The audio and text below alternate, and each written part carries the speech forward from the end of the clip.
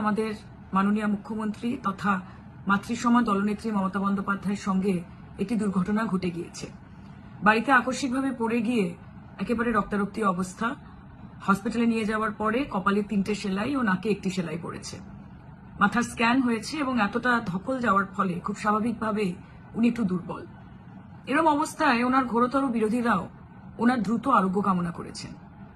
কিন্তু আজকে খেজুরি থেকে একটি সভায় পশ্চিমবঙ্গের বিরোধী দলনেতা শুভেন্দু অধিকারী মমতা বন্দ্যোপাধ্যায়কে নিয়ে অত্যন্ত কুরুচিকর মন্তব্য করেছেন এবং ওনাকে নিয়ে ব্যঙ্গ করতে করতে বলেছেন যে ওনার মাথা ঘুরে ঘুরে যাচ্ছে, উনি ধপধপ করে পড়ে যাচ্ছেন। বলাই বাহুল্য যে শুভেন্দুবাবু পুনরায় নিজের নিম্নরুচির পরিচয় দিয়েছেন এবং মা বোনেদের প্রতি ওনার ভেতরে যে এক গভীর ঘেন্না রয়েছে, অসম্মান রয়েছে, সেটা প্রকাশ পেয়েছে। उन्होंने जो आज एग्जाम्पल सेट किया उसको बोलते हैं विनाशकाले विपरीत बुद्धि। आप है कौन और आप जो भी हैं सब ममता दीदी की बदौलत है।